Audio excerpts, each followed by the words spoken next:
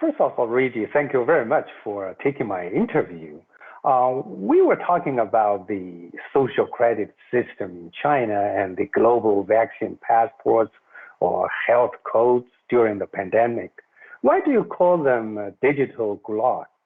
Could you describe a typical scenario, a couple of scenarios for people living in such a digital gulag?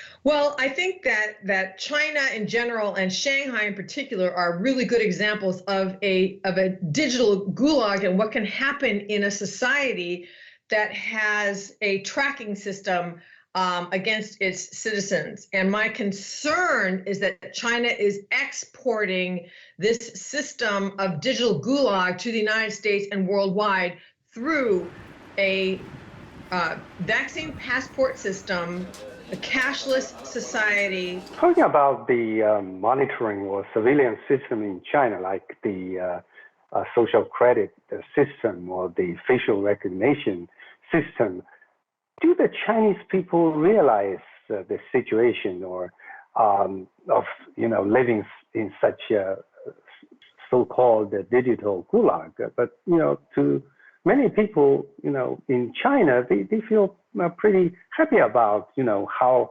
like advanced their technology is. What could wake up the Chinese people from the peril of living in such a digital gulag?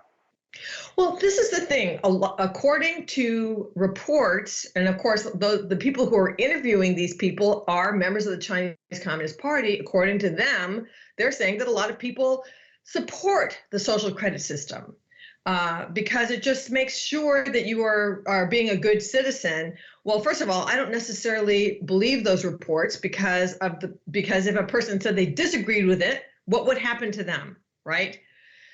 Secondly, something that should wake up the Chinese people is what's happening in Shanghai, where people are under intense surveillance. They're under complete lockdown. They can't leave their homes. And I've seen videos of people who are starving, who are so frustrated, they're just standing on their balconies and just screaming because there's nothing else that they can do. Now, I don't know if those videos are getting out in China. They've been leaked out to the West, but I do believe that if the Chinese people were allowed to see the final result of their system of surveillance and control, that it would wake them up.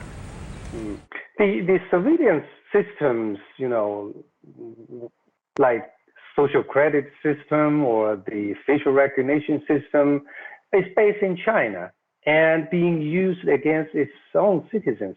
In fact, like I was saying, many people in China say that it may help keeping the crime rate low and it gives consequences to bad behavior of some people as well.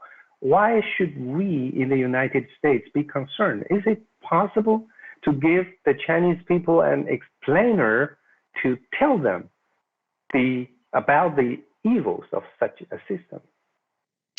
This system is completely evil, and the evil people who are implementing it will, of course, give an innocent-sounding excuse. They will say, oh, we just need this to make sure that we have a lower crime rate, okay? So they use that as the excuse to roll out the system, and then what they're really doing is they are functioning as thought police. So they are monitoring people's any social media post, anything you buy on the internet, your internet search history, so that, for example, if a Chinese person were to search for Tiananmen Square or Free Tibet or Taiwan is an independent country, any of those hot button issues, they will have they could have the internet police at their door in a moment, or they could just find suddenly that they are no longer able to buy anything with their credit card and they're shut off from their bank account. So what this does is it enslaves the people. It makes sure that only people who are reliable, communist, compliant citizens are able to live a normal life. And anyone who wants to think on their own, anyone who whispers dissent will be cracked down on. And so that is the danger of it.